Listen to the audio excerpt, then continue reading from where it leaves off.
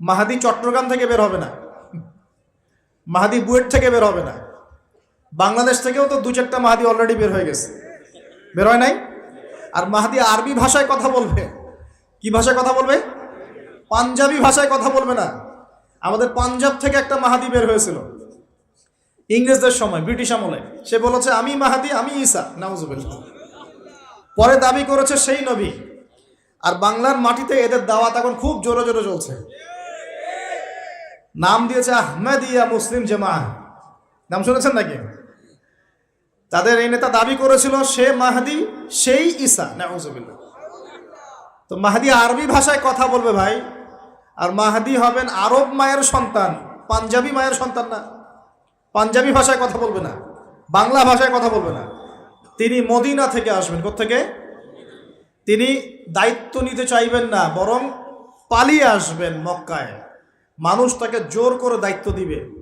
আপনারা যারা হজ করেছেন, কাবা ঘরের এই যে তাওয়াফ তো করেছেন মাশাআল্লাহ, তাওয়াফ এবং এই যে আপনার মাকামে ইব্রাহিম, এর মাঝখানে ইমাম মাহাদিকে তারা পেয়ে যাবে এবং সেখানে তার হাতে বায়াত নেওয়া হবে এবং তিনি মুসলিমদেরকে ঐক্যবদ্ধ করে এই জুলুমের এগেনস্টে যুদ্ধ করবেন ইনশাআল্লাহ। বিশ্ব এখন অনেক কিছু দেখা বাকি আছে, হতাশ হবেন না। বিশ্বে এখন অনেক কিছু ঘটা বাকি আছে। মহামারী হয়েছে, জালজালা হবে, হ্যাঁ, আল্লাহ পাকের আযাব গজবগুলো আসবে, নৈতিকতার অবক্ষয় হবে, জুলুম বাড়বে, ঘরে ঘরে ফিতনা ছড়িয়ে পড়বে। এর মধ্যেও আসহাবুল কাহাফের মতো কিছু মানুষ ঈমানও ধরে রাখবে ইনশাআল্লাহ। আল্লাহ পাক যাদেরকে দিয়ে কাজ নিবেন, আল্লাহ পাক তাদেরকে তৈরি করবেন। নতুন প্রজন্ম আল্লাহ পাক নিয়ে আসবেন। কোরআনকে কেউ মিটিয়ে ফেলতে পারবে না, সুন্নতকে কেউ মিটিয়ে ফেলতে পারবে না। এটা পৃথিবীতে থাকবেই ইনশাআল্লাহ তাআলা। প্রত্যেক দেশে দেশে, জেলায়, থানায়, প্রত্যেকটা জায়গায় আল্লাহ ভীরু কিছু মানুষ থাকবে ইনশাআল্লাহ তাআলা। আল্লাহ পাক তাদের অন্তরের মধ্যে গায়েবী একটা মিল বন্ধন দিয়ে দিবে ইনশাআল্লাহ তাআলা। এভাবে চলতে থাকবে সময়।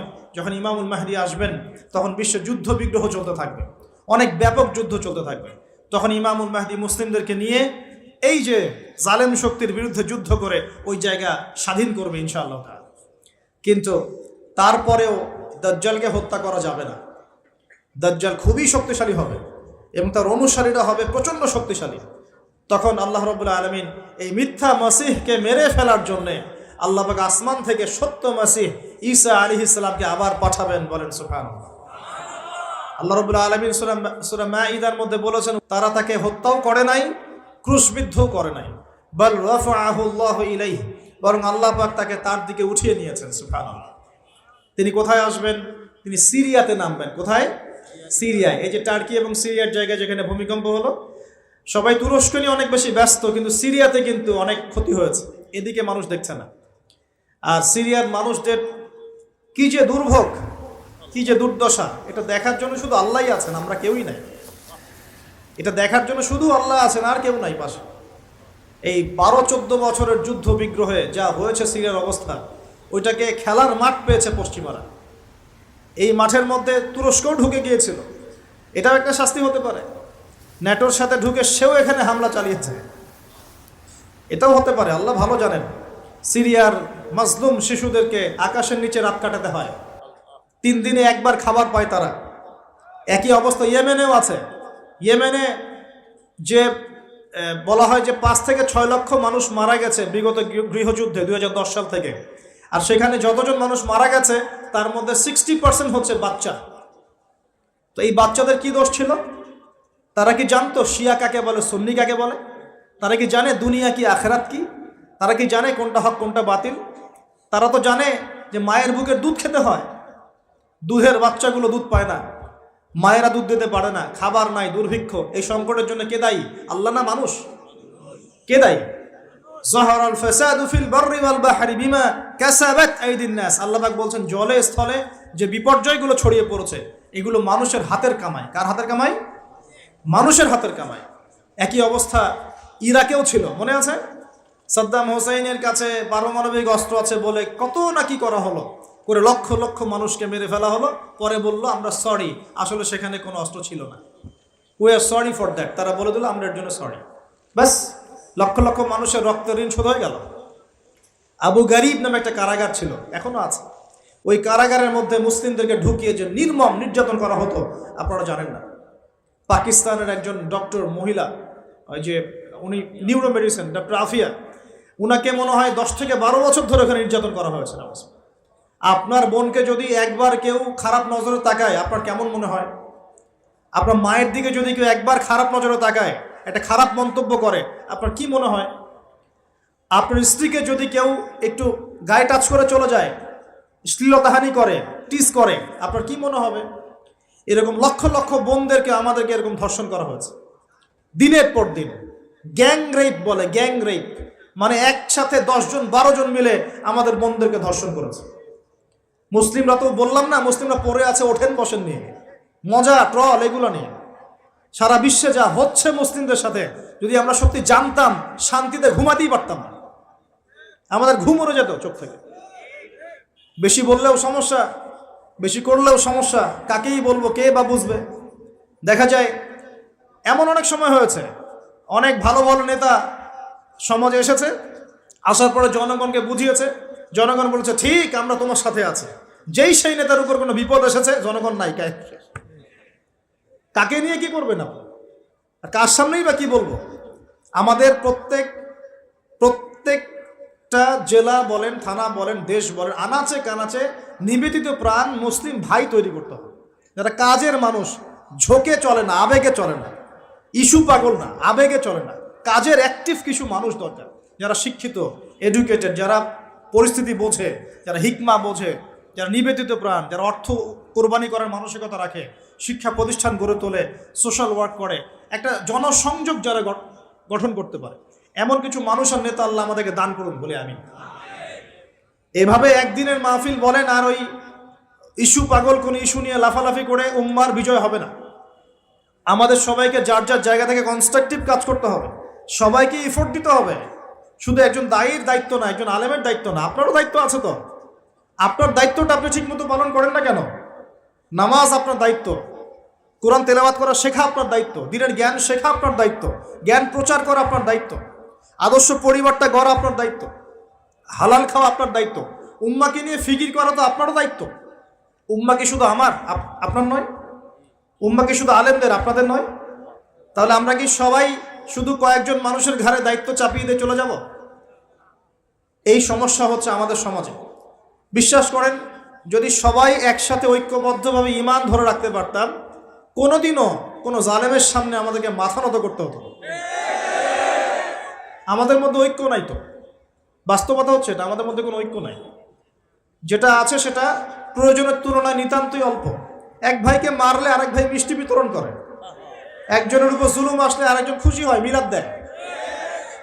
একজনকে সামান্য একটা ইস্যু থাকার না থাক, ইস্যু থাকলে তো কথাই নাই, না থাকলেও জোর করে টেনে বের করবে, করার পরে সারা দেশে একদম মান সম্মান হানি না করলে ঘুম হয় না। এই হলো অবস্থা আমাদের। তো এরা কি মনে করছে যে বিপদ আপদ শুধু এক শ্রেণীর মানুষের উপরেই আসবে? জি না। যখন আল্লাহ পাকের আযাব আসে, দেখলেন না, আল্লাহর যখন আযাব আসে তখন ভালো খারাপ কাউকে আল্লাহ পাক ছাড়বেন না, সবগুলোকে ধ্বংস করবেন ইনশাআল্লাহ। আল্লাহ পাক সূরা কোরআনেও বলেছেন, ওয়াত্তাকু ফিতনাতান লা তুসিবান্নাল্লাযীনা যালামু মিনকুম খাসসা, তোমরা সেই ফিতনাকে ভয় করো, আল্লাহর সেই পরীক্ষাকে ভয় করো যা শুধু জালেমদের উপর খাস করে আসবে না, সবার উপরে আসবে। যদি আসমানি গজব, জমিনের বালা আসে, শুধুমাত্র খারাপ ব্যক্তিদেরকে দেখে আসবে না, বরং সবার উপরেই চলে আসবে। আল্লাহ পাক আমাদেরকে বোঝার তৌফিক দান করুন। নবী সাল্লাল্লাহু আলাইহি ওয়াসাল্লাম একদিন ঘুম থেকে উঠে বলছেন, লা ইলাহা ইল্লাল্লাহ, লা ইলাহা ইল্লাল্লাহ, ওয়াইলুল লিল আরব মিন শাররি ক্বাদ ইখতারাব। তখন যায়েনাব বিনতে জাহাশ রাদিয়াল্লাহু আনহা বলছেন, ইয়া রাসূলুল্লাহ, আনুহলিকু ওয়া ফিনা সালিহুন, আমাদের মধ্যে সৎ মানুষ থাকা সত্ত্বেও কি আমরা ধ্বংস হয়ে যাব? তখন নবীজি বলছেন, নাম, অবশ্যই ধ্বংস হবে। ইযা কাসরাতুল খাবাস, যখন অশ্লীলতা ছড়িয়ে পড়বে তখন আলেম জালেম সব ধ্বংস হয়ে যাবে। আল্লাহ পাক আমাদের সবাইকে হেফাজত করুন বলি আমিন। সামাজিক প্রতিরোধ গড়ে তোলেন, অন্যায়ের বিরুদ্ধে প্রতিবাদ করা শিখেন, সৎ কাজে আদেশ করেন, অন্যায় কাজে নিষেধ করেন, নিজের ব্যক্তিত্ব বজায় রাখেন, ইসলামকে হাসি ঠাট্টার পাত্র বানাবেন না, যার যার দায়িত্ব তার তার জায়গা থেকে পালন করেন। আপোষের মধ্যে অনেক রকম মতভেদ থাকতে পারে, সমস্ত মতভেদ ভুলেও আমরা এক জাতি ইনশাআল্লাহ। সমস্ত মতভেদ ভুলে আমরা এক জাতি ইনশাআল্লাহ। মনে করেন আমি সঠিক বিষয়ের উপর ছিলাম, সঠিক বিষয় থাকার পরেও মানুষ আমাকে খুব গালিগালাজ করলো, তারপরেও যারা আমাকে গালিগালাজ করেছে উম্মার ঐক্যের স্বার্থে তাদের সাথে বসতেও রাজি আছি আমি।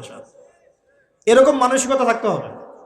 উম্মার ঐক্যের স্বার্থে, উম্মার কল্যাণের স্বার্থে যে আপনাকে থাপ্পড় দিয়েছে ওর সাথেও চলতে হবে আপনাকে। কারণ উম্মা সবচেয়ে বড় বিষয়, আমার ব্যক্তির স্বার্থ বড় বিষয় না। কখনো কখনো বৃহত্তর স্বার্থে ক্ষুদ্রতর স্বার্থ বিসর্জন দিতে হয়। প্রিয় ভাইরা, এটা দাজ্জালীয় একটা সভ্যতার যুগ চলছে এখন। এই ফিতনাগুলো সব ঘরে ঘরে। এখন এখান থেকে যুবক ভাইদেরকে একটু বোঝাই, প্লিজ আমার দিকে দেখেন। দাজ্জাল খুব ভালো করেই জানে যে তার এই বিশ্ব শাসনের পথে বাধা হচ্ছে মুসলিমরা। কারা? আর সে খুব ভালো করেই জানে মুসলিমদের মধ্যে সবচেয়ে বেশি বাধা হচ্ছে যুব সমাজ। যদি যুব সমাজ আল্লাহর ঈমান এবং রাসূল সাল্লাল্লাহু আলাইহি ওয়াসাল্লামের আমল এই দুটোকে নিয়ে যদি তারা পথ চলতে পারে তাহলে তাদেরকে প্রতিহত করা এত সহজ নয়। এটা কিন্তু দাজ্জাল খুব ভালো করে জানে, ঠিক এই, এবং তার অনুসারীরাও খুব ভালো করে জানে। এই কারণেই যুবকদেরকে আল্লাহর রাস্তা থেকে সরিয়ে ফেলার জন্য দাজ্জাল এবং তার অনুসারীরা কিছু ফাঁদ দিয়েছে আপনাকে, ট্র্যাপ। যুবক ভাই একটু ভালো করে শোনেন। প্রথম ট্র্যাপটা আপনাকে দিয়েছে, আপনাকে দুনিয়াতে আসার যে জীবনের লক্ষ্য উদ্দেশ্য, আল্লাহর ইবাদত করা, আল্লাহর দিন প্রতিষ্ঠা করা, জান্নাতে যাওয়া, এখান থেকে সরিয়ে দিয়ে দুনিয়ার প্রতি মহব্বত দিয়ে দিয়েছে আপনার ভিতর। দুনিয়া আসক্তি আপনার মধ্যে দিয়ে দিয়েছে। সারাদিন চিন্তা, একটা চাকরি, একটা ব্যবসা, একটা বাড়ি, একটা গাড়ি, একটা স্ট্যাটাস, অলওয়েজ এই ফিকির। এই ফিকিরটা, এটাকে আমরা ইংরেজিতে বলি ম্যাটেরিয়ালিজম বা বস্তুবাদিতা। এই বস্তুবাদিতা আপনার মধ্যে ঢুকিয়ে দেওয়া হয়েছে। খুব সতর্ক থাকবেন, 1 নাম্বার। 2, আপনার সামনে নারীকে সহজলভ্য করে দেওয়া হয়েছে। মেয়ে নারী, এই নারী জাতিকে আপনার সামনে সহজলভ্য করে দেওয়া হয়েছে। অনলাইন অফলাইন যেখানেই যাবেন নগ্ন নারীকে আপনি সামনেই পাবেন। মাত্র 1000, 1500, 2000 টাকা দিয়ে মানুষ জেনা করতে পারে, এখন রাত কাটাতে পারে, কেউ বাধা দেওয়ার নাই। কিন্তু যদি হালালভাবে বিয়ে করতে চান পদে পদে বাধা পাবেন, আপনি পাবেন না? হালালভাবে বিয়ে করতে চাইলে পদে পদে বাধা পাচ্ছেন, কিন্তু জেনা করতে গেলে আপনাকে কেউ বাধা দিচ্ছে না। একটা ছেলে চাইলেই হোটেলে রাত কাটাতে পারে এখন। আর এখন ফ্রি মিক্সিং এর যুগ, আর ছেলে মেয়ের অবাধ মেলামেশা। বিয়ের আগেই দেখা যায় ছেলেরা মেয়েদের স্বাদ ভোগ করে, মেয়েরা ছেলেদের স্বাদ ভোগ করে। এবং এই পরিসংখ্যান দিন দিন বাড়ছে বাংলার মাটিতে, বাড়ছে না? এটা আপনাকে আল্লাহর পথ থেকে সরিয়ে দেওয়ার জন্য মহিলাদেরকে অস্ত্র হিসেবে ইউজ করা হচ্ছে। খুব খেয়াল রাখবেন, আল্লাহ পাক বোঝার তৌফিক দান করুন। 3 নাম্বার, আপনার সামনে দারিদ্রতা, বেকারত্বের একটা হতাশা দিয়ে দেওয়া হয়েছে। দারিদ্রতা, আমার চাকরি হচ্ছে না, ক্যারিয়ার কি করবো, হ্যাঁ বেকার হয়ে থাকলাম, এইসব হতাশা আপনার মধ্যে ঢুকিয়ে দেওয়া হয়েছে।